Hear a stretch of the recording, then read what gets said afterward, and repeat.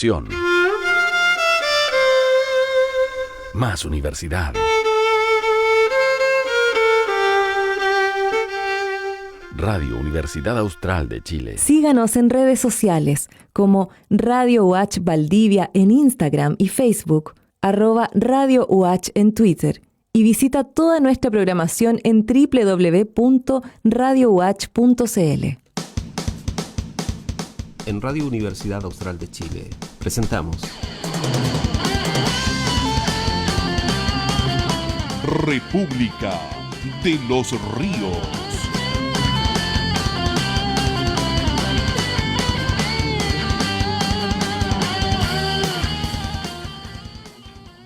Hola, hola. Bienvenidos, bienvenidas. Estamos en República de los Ríos, en Radio Universidad Austral de Chile. Ya en el mes de abril. Iniciando además el periodo en que seguramente vamos a tener una serie de restricciones a propósito del confinamiento y que se empiezan a aplicar ya, ¿no? Se han empezado a aplicar en las últimas jornadas y esta semana ya se consolida una situación que ha implicado que el presidente por lo menos comparezca varias veces en estas últimas horas. De hecho, hoy se lanza además la vacunación antiinfluenza, que es propio del invierno en Chile. El año pasado ya se adelantó, este año entiendo que también está por los meses que se aplica, ya está en curso, iniciándose ese proceso. El presidente hablaba de 40 millones de vacunas en este año, ¿no? Que se van a aplicar, o que debieran aplicarse, o que estarán disponibles, ¿no?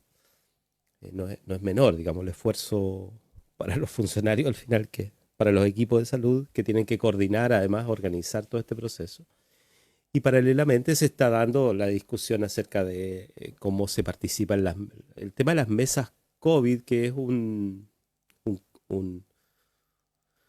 una cuestión que viene del inicio de la pandemia.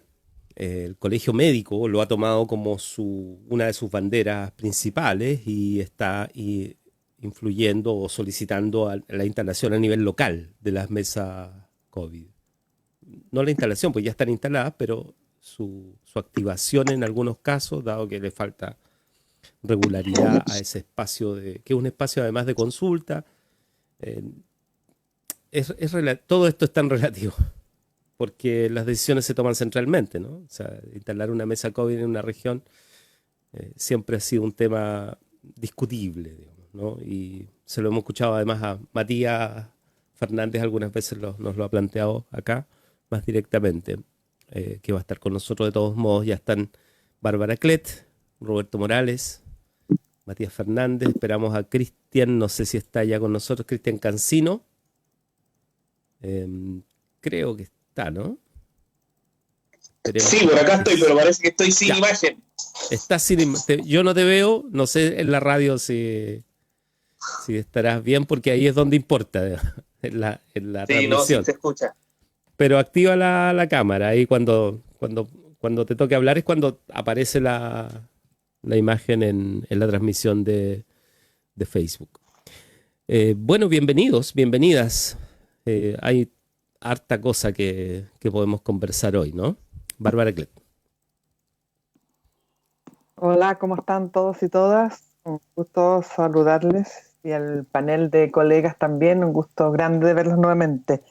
Mira, sí, yo creo que esta semana, que si bien es cierto, en lo calendario activo fue corta, pero creo que fue muy potente en varios aspectos relacionados con el tema de la salud. Y quiero tomarme lo primero que tú dijiste, Víctor, y que también fue parte de una publicidad que escuché antes que partiéramos, ¿no? Que tiene que ver con el COVID.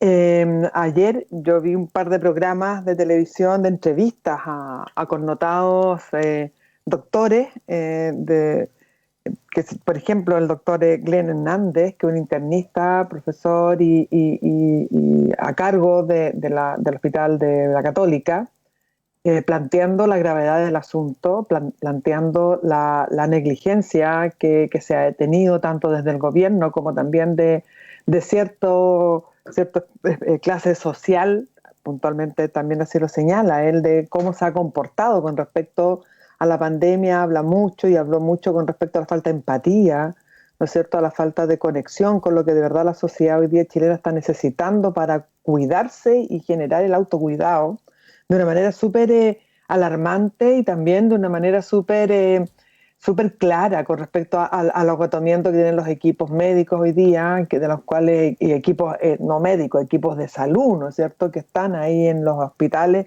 y en las clínicas atendiendo, que ya agotados, ¿no es cierto?, a los cuales él les hizo un homenaje que me pareció mínimamente necesaria, sumarse a él. También, por ejemplo, está el caso del doctor José Bernucci, que es parte del equipo del Colegio Médico, que se plantea de una manera que me pareció súper interesante, porque tiene que ver con la política comunicacional que ha tenido el gobierno con respecto a la pandemia. Habla de cómo bordea la irresponsabilidad en términos de esta ambigüedad, ¿no es cierto?, que ha planteado, que por un lado dicen lo grave que es la situación, pero por otro lado dicen estamos bien, ¿ah? Es como una tensión muy extraña que hace que tenga muchas lecturas la situación que estamos teniendo ahora. Él contaba que, por ejemplo, en Alemania, una de las características de la campaña que tenía el gobierno con respecto al COVID era literalmente poner las imágenes concretas, la realidad de lo que implica esta pandemia, para lograr que las personas que por alguna razón no han sido tocados por esta situación, ¿no es cierto?, se sensibilicen al nivel al menos de generar este autocuidado necesario para poder cuidar a los otros. Me pareció interesante también nosotros, desde el rol que tenemos nosotros en esta plataforma, ¿no es cierto?, también sumarnos a esa invitación de hablar claramente de qué se trata todo esto y cuáles son los riesgos que están teniendo. Y sumado a ello, que no es menor, esta acusación constitucional que está liderando la oposición con respecto al comportamiento del gobierno, en este caso encabezado, ¿no es cierto?, por el presidente, y ahí me nace a mí una inquietud que la verdad que también ha estado en varias noticias que han aparecido en diferentes medios, que es cuándo es el momento propicio. Yo siento que hoy día esta es la imagen que yo tengo, la tormenta perfecta. No sé si ustedes alguna vez vieron una película que hablaba de la tormenta en el mar, ¿no es cierto?, como un barco trataba de navegar ante una tormenta, pero que era de olas increíbles y nunca vividas. Y la pregunta ahí, ¿qué hacemos con el capitán? Si el capitán, ¿no es cierto?, se nos queda dormido, ¿qué hacemos en esta tormenta perfecta? ¿Lo llenamos de tacitas de café para que se despierte? ¿O buscamos quién gobierne la nave? Pero lo que es claro es que esta tormenta perfecta está dada por no solo la pandemia, no solo los comportamientos, ¿no es cierto?, que estamos teniendo nosotros como personas, como grupos familiares, grupos sociales, sino que los espacios de toma de decisión. O sea, de verdad es una tormenta que es perfecta. El tema es cómo hacemos para que quien está capitaneando, ¿no es cierto?, este barco que trata de naufragar, ¿no es cierto?, de navegar, perdón, y no naufragar en esta tormenta, de verdad lo haga de la manera que tiene que hacerlo. Y la verdad que no sé, y lo declaro así literalmente, no sé si tengo ahí mi discusión interna, ¿no?, de si la acusación constitucional es el camino o no para enfrentar esta situación. Claro. Yo tengo mis dudas, no me estoy sumando a ella, estoy diciendo qué pasa, cómo podemos hacer que esta manera de capitanear este barco, ¿no es cierto?, nos lleve a poder enfrentar bien esta tormenta.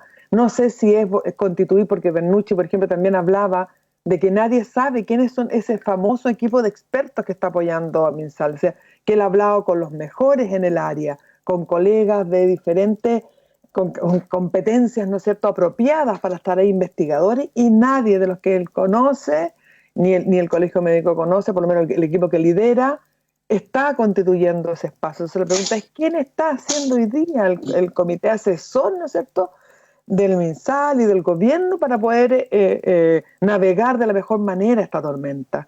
Y esa es mi preocupación. Me parece interesante porque esto es una posición política también. Hay gente que dice, no, pero es que esto no es político, es de salud. No, pues si la salud pública es política. Entonces también es interesante poder mirarlo desde la perspectiva de la política pública, qué hacer ante una situación tan compleja como la que estamos viviendo, y no es para ser alarmista, además, todo lo contrario, yo creo que no hemos sido lo suficientemente alarmistas con la situación que estamos viviendo. Y lo último que yo siento que ha sido interesante es lo que volvió a poner a la mesa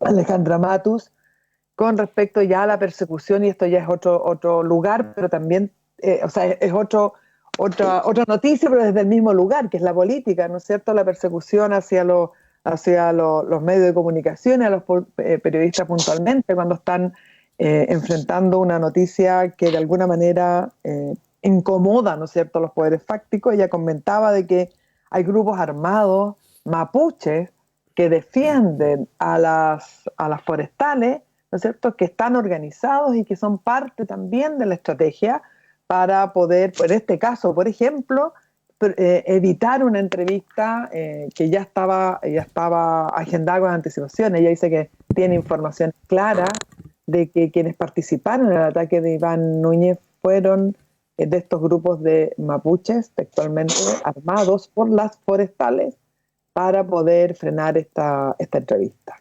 Esas son las que se me aparecen como temas que me parecieron muy interesantes porque abordan diferentes ámbitos de lo que es la política hoy día en Chile. Gracias, Bárbara. Bárbara Clet. Cristian Cancino. Sí, bueno, esta semana estuvo obviamente marcada por el tema COVID y más aún por el tema de la postergación de elecciones. Y yo ahí tenemos, por así decirlo, una pautita de lo que salió precisamente en la discusión durante estos días. Lo primero es que el panorama electoral queda muy ajustado. Uno revisa las fechas y vamos a estar prácticamente 3 meses seguidos en elecciones. Eso es lo primero que llama la atención. Hoy en día sigue la discusión en el Senado, vuelve a la Cámara de Diputados también, porque algunas observaciones se han hecho, eventualmente tengamos comisión mixta, pero esto debería salir entre el día miércoles a más tardar, porque implica también los procesos que deberían comenzar de instalación y todo eso serían el día jueves. Entonces, obviamente esto se ha tomado la agenda, las medidas COVID también, paralelamente, porque en el fondo una fue el contrapeso de la otra para poder darle más sustento a esta decisión, y en ese sentido vamos a tener un calendario electoral bastante ajetreado. Entre las medidas, por así decirlo, que tenemos son el tema de cómo se va a mantener la campaña. Era también un tema de preocupación para las distintas fuerzas electorales. Se suspende la campaña desde el momento en que se apruebe esta reforma, en el sentido de que se publique en el diario oficial la postergación de las elecciones, y el día 29 de abril, o sea, después se vuelven a 2 semanas de campaña para ir finalmente el 15 y 16 de mayo a la elección. La segunda vuelta de gobernadores regionales quedaría para el día 13 de junio, o sea, estamos hablando de prácticamente un mes después. Las primarias presidenciales el 18 de julio, y después viene, bueno, todo el proceso de campaña de presidenciales, parlamentarias, consejeros regionales, etcétera. Entonces, queda muy ajustadito el panorama. Lo otro que generaba discusión era si el alcalde volvía o no a sus funciones. Eso, al parecer, se está desechando esa posibilidad. Imagínense que los alcaldes y concejales asumirían sus cargos el 28 de junio y los gobernadores sería el día 14 de julio. Entonces viene un periodo bastante complejo. Vamos a tener 3 semanas de calma electoral por la suspensión, pero efectivamente este año viene un año difícil donde se van a cruzar muchas discusiones políticas con el tema también pandemia. Esperemos que de aquí a mayo la situación esté mejor y podamos, por así decirlo, tener un proceso eleccionario un poco más tranquilo. Gracias, Cristian Cancino. Matías Fernández. Sí, o sea, mira, yo creo que una de las cosas que se instala el fin de semana, fuera del debate con respecto a si se corre la elección o no, que ese es un elemento político-administrativo que tiene variaciones como interesantes que ya hemos discutido acá, acá yo creo que lo más relevante es un poco lo que mencionaba Bárbara, o sea, lo que mencionaba Bárbara con respecto a la cantidad de cómo enmendar el rumbo de una pandemia que ya está descontrolada hace tiempo. Y ahí hay responsabilidades políticas claras. Yo lo dije el otro día en redes que ya me tiene como cansada ese discurso por parte del gobierno de las responsabilidades individuales, que sí es efectivo, es necesario, pero que el gobierno no se hace cargo de sus responsabilidades. Y no se hace cargo cuando no cierra las fronteras a tiempo, y se lo decía el comité asesor, se lo decía el colegio médico, se le decía las distintas asociaciones, cuando no genera medidas restrictivas cuando fueron solicitadas, cuando no genera inyección de recursos para lo que era importante como la trazabilidad, cuando, o sea, una serie de elementos que no tiene que ver con la denuncia y el decir, oye, estás haciendo mal. Al contrario, el decirle como, ojo, esto puede dejarte la embarrada adelante. Y no hubo caso.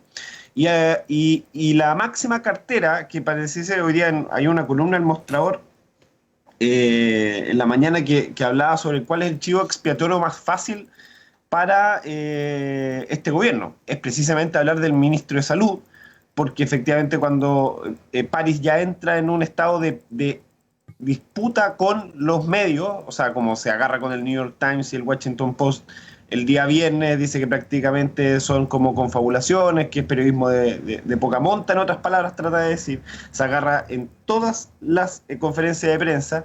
¿Y qué es lo que te genera esa? Un ministro que está a la defensiva, un ministro que no está proponiendo y un ministro que está defendiendo con uñas y garras elementos que se habían desbordado totalmente del análisis pandémico o sanitario.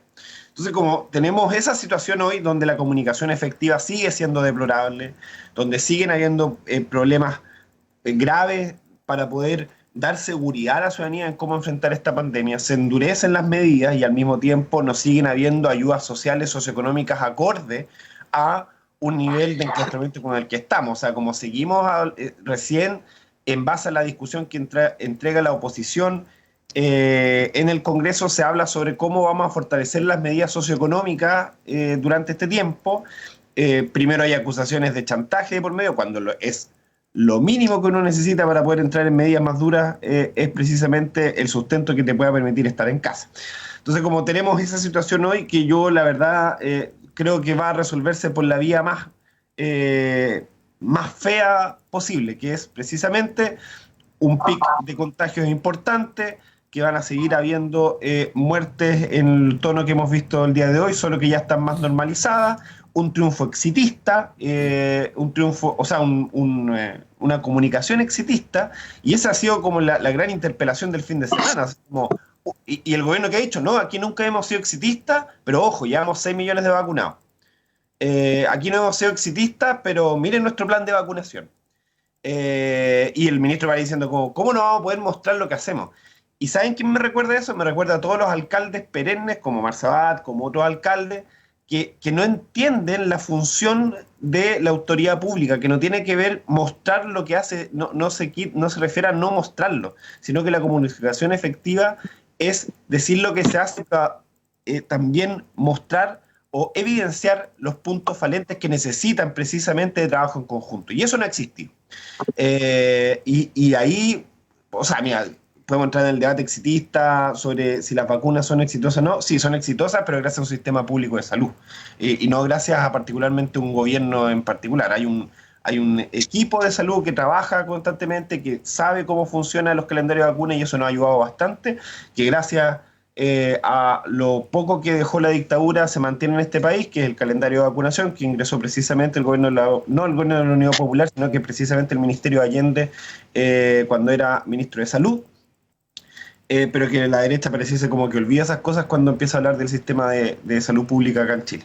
Entonces, creo que ese es como uno de los grandes temas que hoy tenemos complejidad, y a nivel regional no estamos exentos. No hay todavía una discusión con respecto a los permisos que van a haber esta semana, que son totalmente irreales para la realidad local. O sea, como alguien que vive en Los Pellines no tiene cómo salir de su casa con el permiso que tiene semanal, y más encima que se bloquea eventualmente si tiene que hacerse atenciones médicas. Entonces, hay un tema de comunicación efectiva perspectiva de no haber tomado las recomendaciones que se dieron no solamente desde sectores de oposición, sino que de sectores transversales, incluso de sectores de gobiernos que acusaban esto acá en la región, pero aún así no fueron escuchados, y que nos tienen como estamos y que lamentablemente ya estamos normalizando cifras de 8.000, y ayer, si no me equivoco, eran 400 casos en la región, que ya se están volviendo cifras récord, pero que lamentablemente, insisto, estamos normalizando cada día que pasa. Matías Fernández, consejero regional, y está con nosotros Roberto Morales. Roberto. Hola, buenos días. Bueno, primero que nada, gracias por mantenerme en esta invitación, en este encuentro, en el cual podemos, en general, tener bastantes acuerdos y espero que también manifestemos nuestras legítimas discrepancias. Eso lo digo porque también yo escucho no solo este programa, sino la radio en general y otras radios, y ya hace falta lo que tratamos de hacer acá, ¿no? Que es argumentar, entregar elementos, pensando no tanto entre nosotros, sino más bien en que nos escuchan. Incluso, digamos, les transmito eso porque, como les decía, al escuchar esta radio, he escuchado también paneles en los cuales se habla acerca de la comunicación. Víctor y Miguel Ángel han dado clases de lo que son la importancia de la comunicación radial, pensando en eso, digamos, en cómo poder transmitir, comunicar, pero al mismo tiempo entregar herramientas para la reflexión y para la toma de decisiones de quienes escuchen, ¿no? Sea quien que escuche la radio. Entonces la pregunta es, ¿quiénes nos escuchan? Y en ese sentido es la pregunta que uno se hace respecto del panorama electoral o de la política de gobierno o de la política de quienes abiertamente hemos sido críticos de este tipo de gobiernos, digamos, ¿no? Entonces es muy importante, digamos, lo que estamos haciendo y lo que la radio está haciendo, y en ese sentido referirme también al rol que cumple esta radio en Valdivia, que no tengo antecedentes claros acerca de cuál efectivamente, qué sectores, qué gente es la que escucha esta radio, porque pareciera ser que los instrumentos para establecerlo no son suficientes, ¿no? Sería bueno que Víctor o Miguel nos contara en algún momento cuál es el impacto que se llama, ¿no? Que la radio tiene, si efectivamente los que han estado en el gobierno, lo que aquí se plantea en la radio es considerado o no, o estamos dedicando tiempo y energía sin ser factores de decisión. ¿Qué es lo que esperamos, no? Ahí está el rol político de la radio. Como decía bien Bárbara, la salud tiene una dimensión política, que es cuando se transforma en algo que debe ser un tema de decisión. Y en ese sentido, celebrar lo que se está haciendo, respaldar, digamos, la radio, porque da la cobertura para distintos grupos. También yo he escuchado de ausencia de debate, ¿no? Que se juntan 4 o 5 personas que se conocen entre sí o se terminan conociendo, y en el fondo es una sola voz que tiene distintas tonalidades, pero que van como a escucharse a sí mismos, ¿no? También eso se puede dar en esto de las comunicaciones, sin pensar mucho en la gente. Y en ese sentido, yo creo que eso en general y en particular, porque ustedes, cada uno entrega elementos respecto a lo electoral, la situación de la pandemia, obviamente, el momento político. Pero yo quería referirme a algo que no deja nunca de llamarme la atención, que es la ausencia o la poca, digamos, conocimiento y relación que se hace en relación al pueblo mapuche en general, ¿no? Porque, por ejemplo, esta periodista a la cual hacía referencia Alejandra, o sea, Bárbara, a Alejandra Matu, como que se sorprende de estos grupos, ¿no? De la presencia de grupos mapuches que pueden estar de acuerdo con el sistema, ¿no? Y con las forestales. Entonces uno dice, ay, qué lástima, porque ella ha contribuido tanto en otros aspectos a develar, digamos, las zonas más oscuras del sistema judicial chileno, entre otras cosas. Pero es que aquí la situación de los mapuches no es de ahora, es decir, el pueblo mapuche, como el pueblo chileno y cualquier pueblo, tiene distintas posiciones y posturas, ¿no? Tiene distintos compromisos. Y el pueblo mapuche, así como para entenderlo, no hay que entenderlo como un bloque cerrado. Entonces, lo que quiero simplemente dejar instalado, lo puedo reiterar más adelante, es que dentro de la sociedad mapuche hay grupos que han sido claramente pro-capitalistas, pro-neoliberales, hay posturas políticas y compromisos que tienen que ver con una idea que esos grupos tienen, o esas personas, acerca de lo que es el desarrollo, el bienestar y todo eso. No es posible generalizar, como así no se puede decir que los mapuches son narcoterroristas, no se puede decir que los mapuches son de derecha o de izquierda, ¿entiendes? Toman posturas, distintos grupos, que las pueden mantener, digamos, no es que vayan cambiando, pero que hay que pensar en las situaciones concretas, ¿no? Ahora, que hayan mapuches que digamos, finalmente son colaboradores de los propósitos de la empresa, de una empresa forestal que ha devastado el territorio, que digamos, tiene otro mundo, otra realidad. Bueno, efectivamente es así. Ha sido así.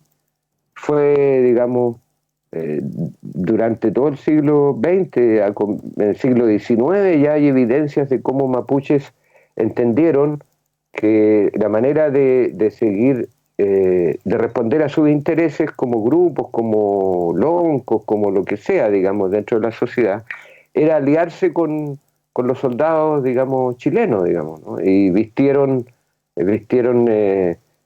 recibieron como respaldo bastones de mando de los españoles o, digamos, ropa de oficiales del ejército chileno, como una expresión de compromiso. Recibían armas a cambio, recibían alimentación de parte del ejército chileno para poder controlar todo el territorio en el siglo XIX. O sea, tenemos y otros líderes, otros grupos de familias, otros territorios, estaban en una lucha abierta en contra del ejército chileno. Entonces, tenemos esas expresiones, tenemos expresiones en la política, en la economía. Y lo que pasa hoy, lo que quiero decir que no debiese sorprendernos, ¿no? No debiese sorprendernos porque es la diversidad también instalada en una sociedad que a su vez ha sido claramente diferenciada internamente por el propio accionar de la sociedad chilena. Eso. Gracias, Roberto Morales. Bárbara.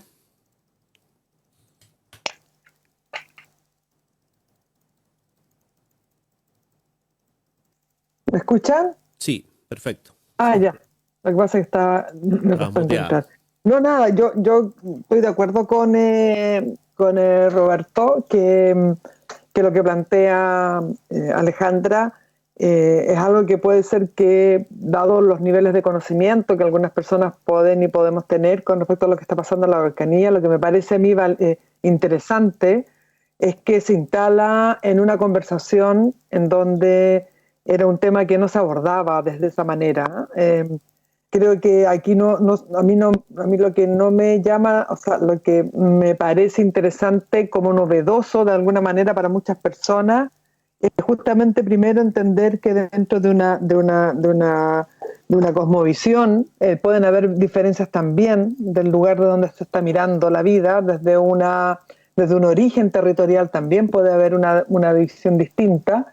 Y eso es lo que probablemente aporta para muchas personas, pero además, que es lo que me parece más potente, es que es un poco invitar a mirar el conflicto que hoy día tenemos en la Araucanía y no de la perspectiva que de alguna manera los medios se habían tomado y muchas conversaciones se habían tomado en torno al narcotráfico, al narcoterrorismo, ¿no es cierto? Ese lenguaje que nos hace situarnos, ¿no es cierto?, en problemáticas como, no sé, la FARC y otras, y se nos pierde el hilo de reflexión y se nos pierde también el lugar desde donde podemos aportar para que ese conflicto a lo mejor pueda resolverse, ¿no? Porque cuando tú hablas de narcotráfico o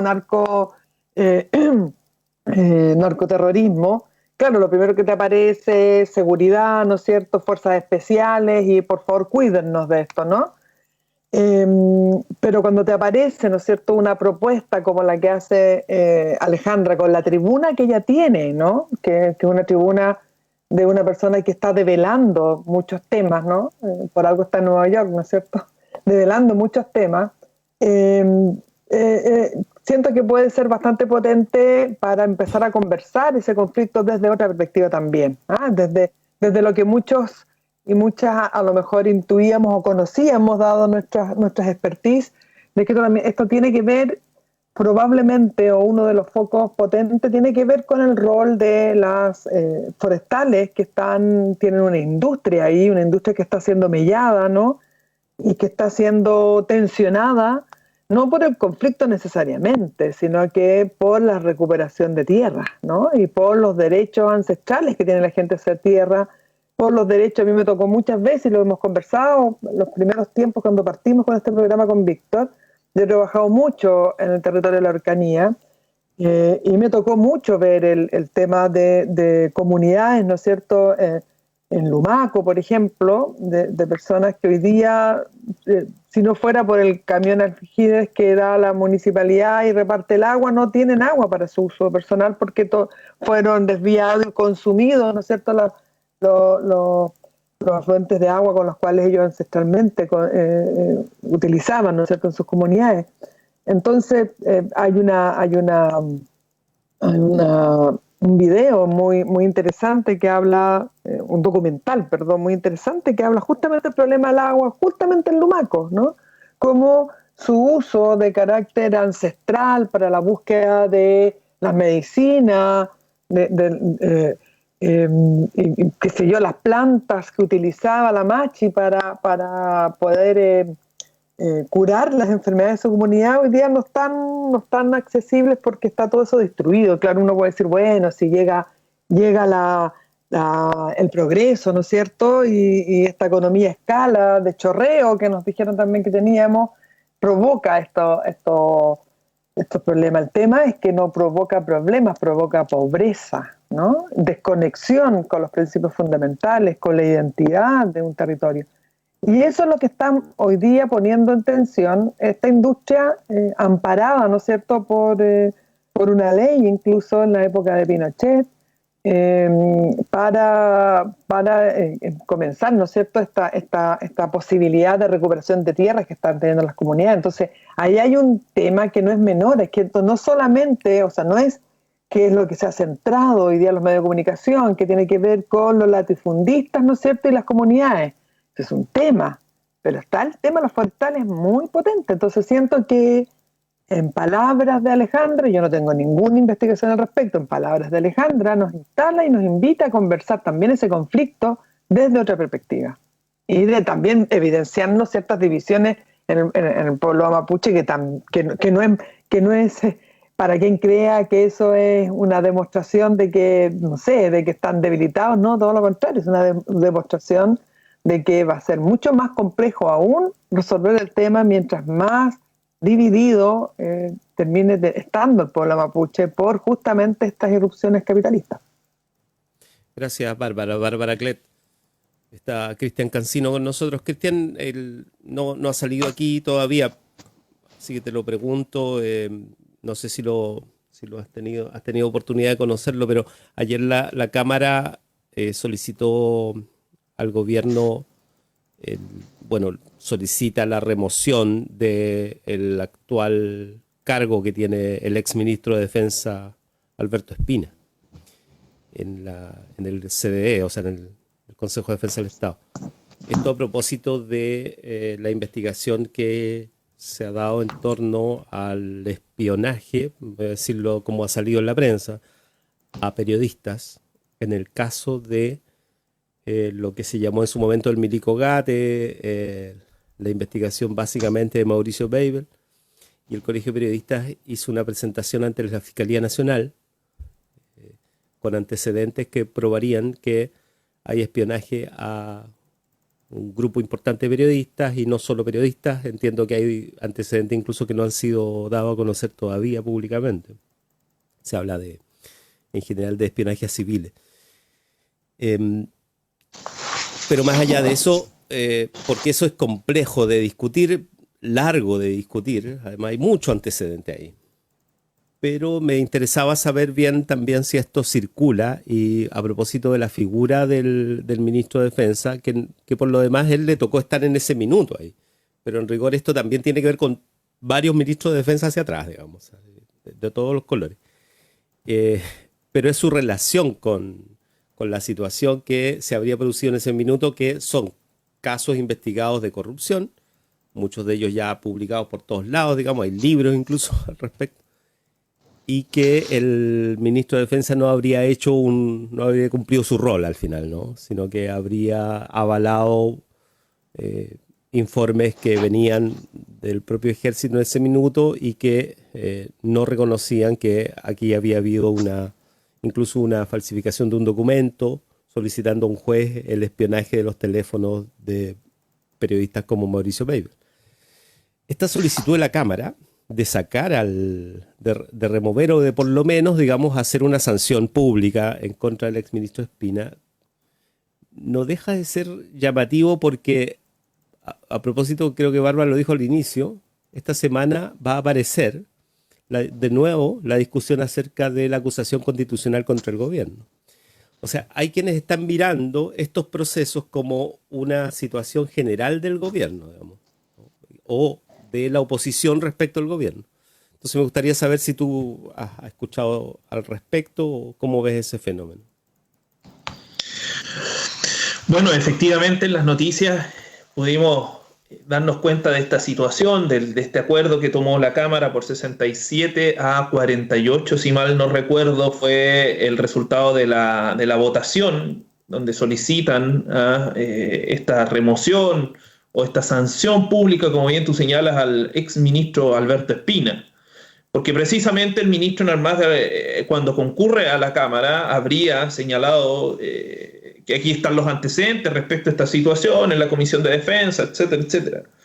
Pero en sí, yo fui defensor penal público. A mí, en general, entiendo esta lógica de la acusación, de andar, por así decirlo, buscando responsables de muchas situaciones.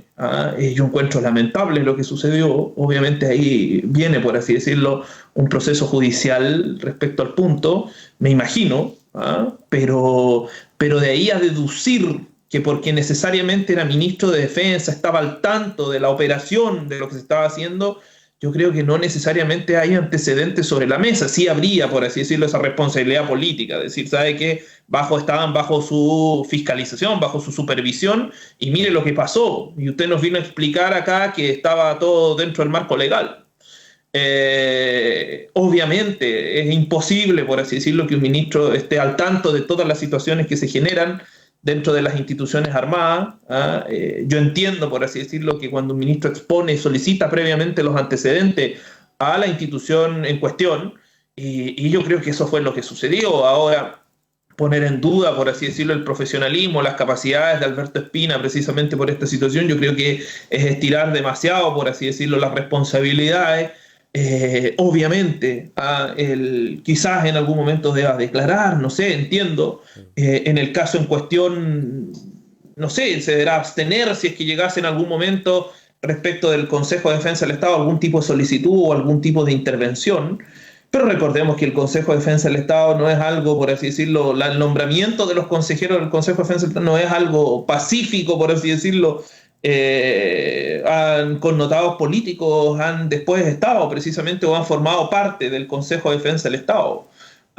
Entonces, históricamente tenemos esta contradicción en que puede ser formado por políticos cuando en realidad lo que le pedimos es una labor más o menos bien técnica o que, por así decirlo, trascienda lo político, porque significa defender un aparataje o tener en cuenta los intereses del Estado, más allá de los de la política contingente, algo muy similar a lo que sucede con el Tribunal Constitucional. Entonces, ahora en el caso concreto, yo creo que el ministro Espina entregará sus observaciones en algún momento si es que es llamado a declarar o tiene que hacer algún tipo de intervención, pero estirar, por así decirlo, llegar a la conclusión de que existe una responsabilidad política. Entonces todos tenemos prácticamente responsabilidad política de todo. Eso es complicado y es complejo. Sí, o sea, además en el contexto, yo por eso planteaba esto de la acusación constitucional contra el presidente, porque si eso empieza esta semana a discutirse, vamos a tener una discusión política bastante encabritada respecto de los roles que han tenido no solamente los ministros, sino en este caso el propio presidente. Matías Fernández, creo que el Frente Amplio no se ha manifestado al respecto, creo, ¿no? No, o sea, ha habido la discusión interna, por lo menos en las bases con respecto a lo sucedido, porque esto abre un camino de desaforo que es el que es necesario para poder recién investigar a una persona como la que estamos hablando.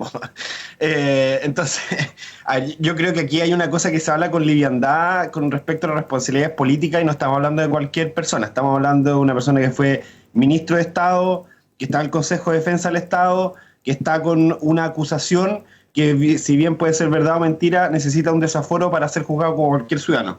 Y recordemos la liviandad incluso que este propio gobierno, cuando Cristian era parte del gobierno siendo gobernador, levantó a este intendente contra personas acusándolas a los pescadores como responsables, por ejemplo, de la muerte en la carretera Ruta 5 Sur, a partir de un bloqueo que hubo cuando fue un accidente. Entonces, ahí sí hay, por ejemplo, liviandad para poder acusar a las personas y levantar acusaciones, incluso citando que se iban a querellar, cuando están totalmente equivocados, pero no había ninguna aptitud de poder pedir disculpas.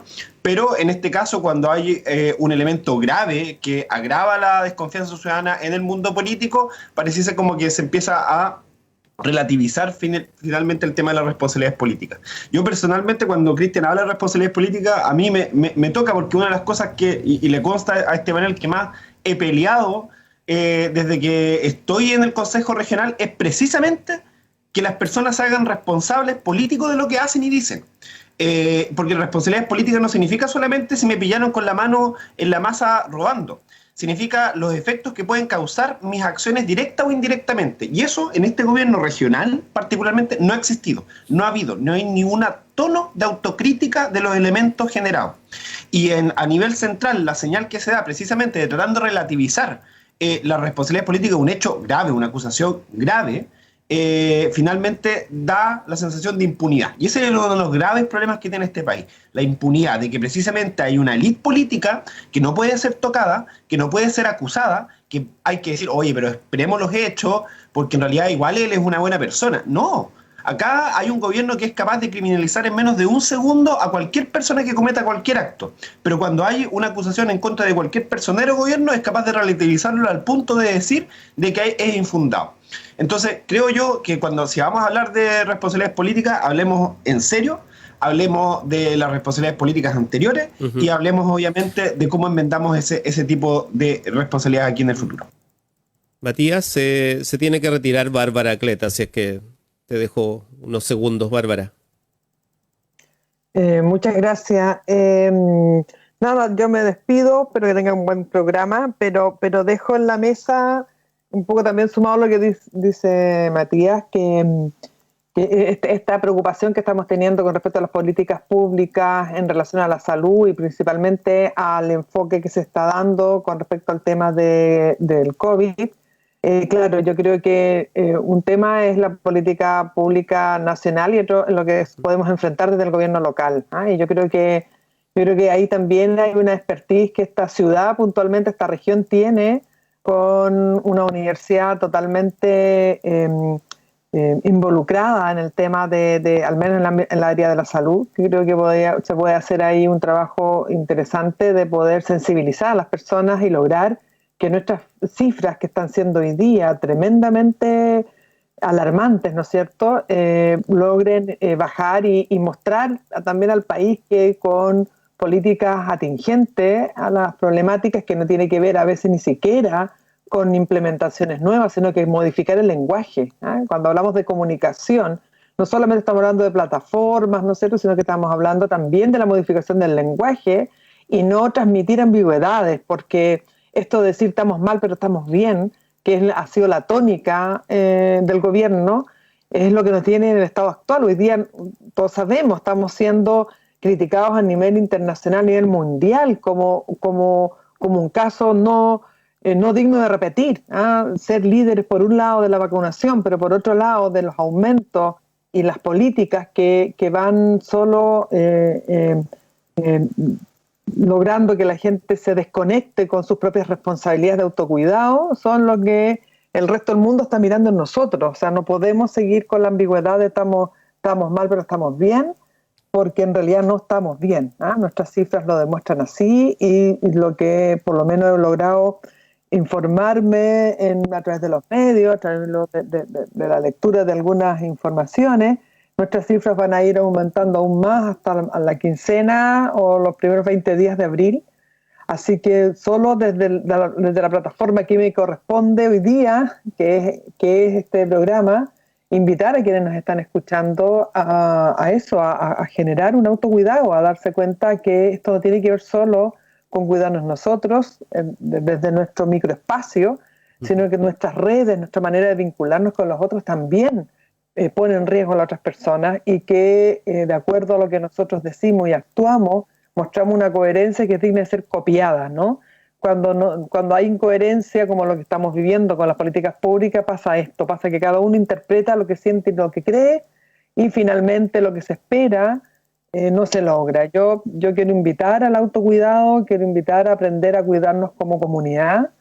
Lo que pasa en el gobierno políticamente vamos a tener que seguir mirándolo y generar todas las presiones que sean necesarias, pero también hay un rol que nos compete a nosotros como personas para ver de qué manera aportamos en nuestro espacio y de nuestros vecinos y vecinas, ¿no? a protegernos de este bicho que nos tiene realmente muy complicados en todos los ámbitos. En realidad aquí estamos tensionados en este país, estamos tensionados por todos lados. Así que un abrazo grande y que tengan una súper buena semana a todos y todas. Gracias, Bárbara. Tiene clases, Bárbara Cleta, ahora. En unos minutitos, nos queda muy poco en todo caso, así es que alcanzamos a hacer una ronda final. Roberto Morales. Hasta pronto, Bárbara. Muy bien, muchas gracias por tu planteamiento, por lo que indica. Aquí quería relacionar el poder empresarial de la industria forestal en Chile, ¿cierto? Porque hay un poder establecido que se ha repetido y que hay que decirlo claramente, ¿no? Es decir, el mundo empresarial en Chile no es el empresario pyme, sino estamos hablando del mundo empresarial que responde a una lógica que es en América Latina y en el mundo, ¿no? Que es una lógica que supone cada vez más profundizar el control por parte de corporaciones, ¿no? Que al final tienen impacto directo en la vida de cada uno, pero sin que tengamos los elementos, sin que se haga evidente el poder que ejercen. Entonces diríamos que en nuestra sociedad chilena lo que está sucediendo de cómo se administra, cómo se toman decisiones respecto del COVID, respecto de lo electoral, respecto de la vida cotidiana, de lo laboral, de cómo enfrentar, digamos, la profundización de una situación crítica en lo económico laboral de mucha gente. ¿Quiénes toman esas decisiones? ¿Quiénes influyen? ¿Qué factores se consideran? Y entre ellos el poder del empresariado y en particular de todo lo que está asociado a la industria forestal, que no solo tiene un impacto en el ambiente directamente, como decía Bárbara, al disminuir, ¿cierto?, radicalmente por la cantidad de hectáreas que han sido plantadas desde el año 75 en una política también de privatización y de entregar los bosques, digamos, al empresariado en una actividad empresarial relativamente nueva como actividad empresarial en Chile, en el marco de la dictadura. De ahí para adelante hay un proceso creciente que nos afecta a todos, ¿no? Independiente de donde vivamos, porque se producen efectos muy serios desde el punto de vista ambiental, pero si entendemos lo ambiental como al ser humano incorporado en lo ambiental, nos ha estado afectando de todas maneras y de manera insospechada incluso, ¿no? Alimentación, salud, condiciones de vida, es decir, hay una serie y hay un movimiento de personas que puntualmente rechaza determinadas acciones, ¿no? Y que en el fondo está detrás la industria forestal. Eso lo podemos ver acá con Celco, ¿cierto? Y lo podemos ver en distintos lados del país con distintas industrias. Pero detrás de Selco hay sujetos, seres humanos, que toman decisiones y que influyen seriamente y radicalmente en cómo se hace la política en Chile. ¿Por qué? Porque aquí lo relaciono con los organismos de seguridad, ¿no? Que responden a un poder militar también muy fuerte, ¿ya? Y que ha sido un factor importantísimo en la sociedad chilena. Entonces, ¿por qué no develamos más? ¿Por qué no contribuimos a poner más en evidencia cómo opera, digamos, este Consejo de Defensa del Estado, cómo operan las decisiones de los altos mandos de las Fuerzas Armadas? ¿Por qué no le contamos más a la gente que nos escucha de que en cada uno de los organismos de las Fuerzas Armadas de orden y seguridad hay aparatos de inteligencia y de seguridad que están institucionalizados, que se han construido leyes y aprobadas en el Congreso para permitir lo que hoy día se denuncia, ¿no? Justamente. Entonces, es un poco hipócrita a veces de algunos sectores que aprueban en el Congreso acciones, por ejemplo, ampliación de la ley antiterrorista, todas las posibilidades que tiene la Agencia Nacional de Inteligencia, la ANI, toda la aprobación de lo que significan que la Policía de Investigaciones tiene atribuciones en algunos planos que no es una decisión del individuo o del oficial, que por supuesto ellos están muy afines a eso. Hay organismos, hay una brigada que se ha dedicado desde la Policía de Investigaciones, pero también está la Dipolcar, y hay una serie de brigadas y de organismos de inteligencia que se dedican, por ejemplo, a ver qué está pasando en las comunidades mapuche, estudian, hacen cursos, se capacitan. Hay gente mapuche trabajando en los organismos de seguridad, por ejemplo, para relacionarlo con el tema que yo tomé hace un rato. Entonces, debiésemos, ¿cierto?, develar de manera más colectiva, compartir esta información para que la sociedad, la ciudadanía tenga más elementos para saber dónde poner, por ejemplo, el reclamo, dónde poner el voto, dónde poner la energía, y no perder el tiempo, digamos, en cuestiones que son, digamos, menores y que al final son nada. A veces, digamos, la gente se enoja porque un determinado concejal hizo esto o no, y en realidad eso no influye en nada. Es como llevar a la gente a cuando, por ejemplo, dramáticamente quieren linchar a alguien y con eso pretenden linchar a alguien porque, digamos, se señaló que era, digamos, responsable de una acción de agresión intrafamiliar, digamos, así violenta, y un grupo de gente va y los quiere linchar, ¿no? Y con eso no resuelven nada. O sea, lo único que van a un hecho puntual. Y esto es lo que yo aplico al conjunto de la sociedad. Es decir, acciones puntuales de apoyo, de rechazo, no van a resolver nada. Aquí hay temas de fondo que tienen que ver con que el conjunto de la ciudadanía debiese tener un lugar mucho más destacado y predominante en la toma de decisiones. O sea, porque si no nos dejan afuera, ¿me entiendes? O sea, el Consejo de Defensa del Estado podrá tener determinadas cosas, pero es un organismo de élite para la élite, no para el pueblo de Chile, ni para los pueblos originarios, ni para el resto.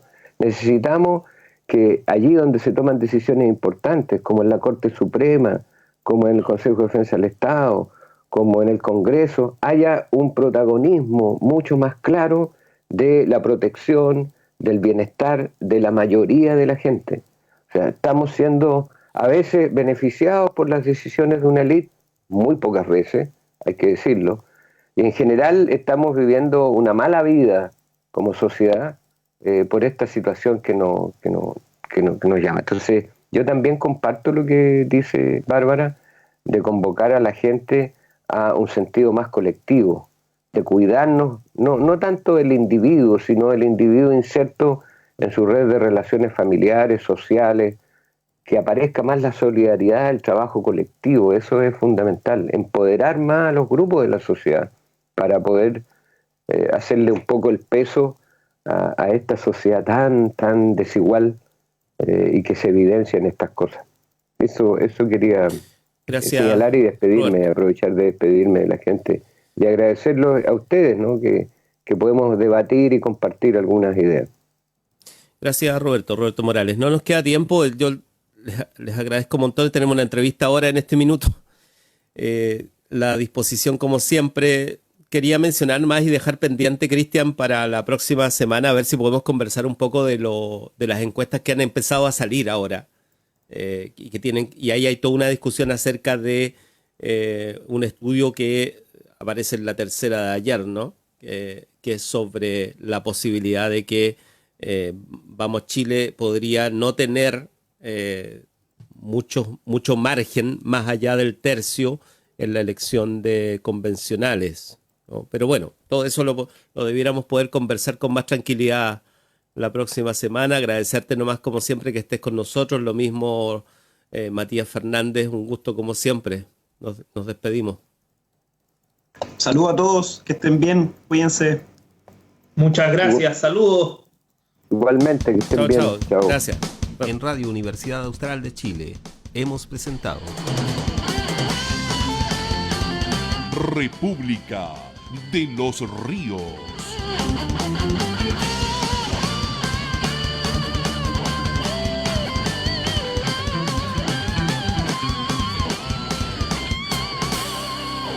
La Universidad Austral de Chile realiza una permanente vinculación con el medio regional, nacional e